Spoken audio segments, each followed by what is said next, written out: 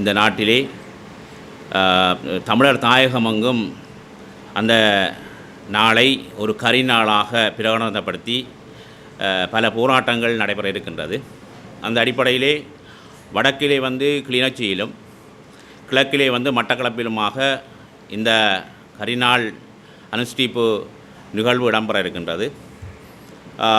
தமிழர்களை பொறுத்த மட்டில் பிரித்தானியர்கள் 1948ஆம் ஆண்டு பிப்ரவரி 4ஆம் தேதியிலிருந்து இந்த நாட்டை ஒரு சிங்கள தேசியவாதத்திடம் கையளித்ததில் இருந்து தமிழர்கள் தொடர்ச்சியாக அந்த நாளை ஒரு கரிநாளாக அனுசரித்து வருகின்றார்கள்.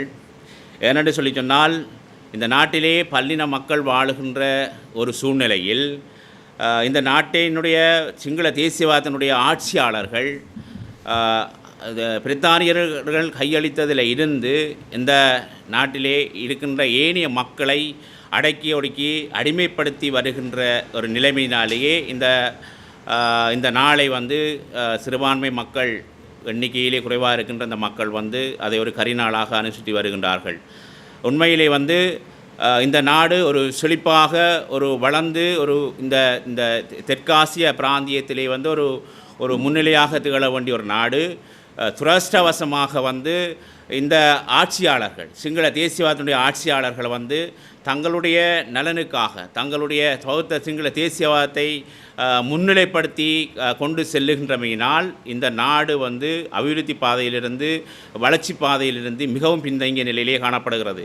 உண்மையிலே அந்த ஆட்சியாளர்களை பொறுத்த மட்டில் தமிழர்கள், குறிப்பாக தமிழர்கள் அடிமைப்படுத்தப்பட்டு வருகின்ற இந்த நிலையிலே பெரும்பான்மை இனமே மக்களாக இருக்கிற எண்ணிக்கையிலே அதிகமாக இருக்கின்ற சிங்கள மக்கள் இந்த நாளை ஒரு சுதந்திர நாளாக கருதி அவர்கள் கொண்டாடினாலும் அந்த மக்களும் இந்த நாளை ஒரு கரிநாளாகத்தான் அவர்கள் அனுஷ்டித்து கொண்டிருக்கின்றார்கள்.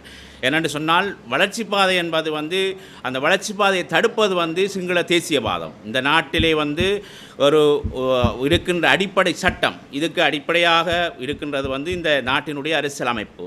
இந்த அரசியலமைப்பு என்பது 1948க்கு பிறகு ஒரு ஒற்றையாட்சி அரசியலமைப்பாக இருக்கின்றமையினால், இது ஒரு அடிமை சாசனமாக இருக்கின்றமையினால் இந்த அரசியலமைப்பினுடைய இருக்கின்ற சட்டங்கள் ஒரு இனத்தை அடக்கி ஒடுக்கின்றது. அந்த அடக்குமுறை என்பது சிங்கள மக்களை முழுமையாக பாதிக்கின்றது.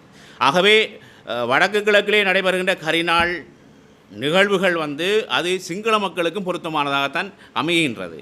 ஆகவே இந்த நிலப்பாட்டிலே சிங்கள தேசம் இந்த நிலைமைகளை விளங்கி கொண்டு இனியாவது அடிப்படை பிரச்சனைக்கு காரணமாக இருக்கின்ற அந்த ஒற்றையாட்சி அரசியலமைப்பை மாற்றி அதனை ஒரு சமஷ்டி கட்டமைப்பாக, அதாவது இந்த நாட்டில் இருக்கின்ற பல்லின மக்கள் சம உரிமையோட, சம அந்தஸ்தோட, சுய நிர்ணயத்தோடு அவர்கள் அனுபவிக்கக்கூடிய அந்த சூழ்நிலையை ஏற்படுத்தக்கூடிய அந்த சட்டத்தை மாற்றுவதற்கு இந்த சிங்கள தேசியவாதம், குறிப்பாக ஆட்சியாளர்கள் முன்வர வேண்டும்.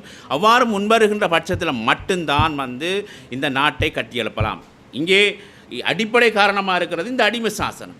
ஆகவே நாங்கள் இப்போ எங்களுடைய மக்கள் தமிழர்கள் தான் நசிக்கப்படுகிறார்கள் என்ற ஒரு மமதையில் இந்த ஆட்சியாளர்கள் இருப்பார்களாக இருந்தால் இந்த நாடு மீண்டும் ஒரு படுகொலிலே தள்ளப்படும்.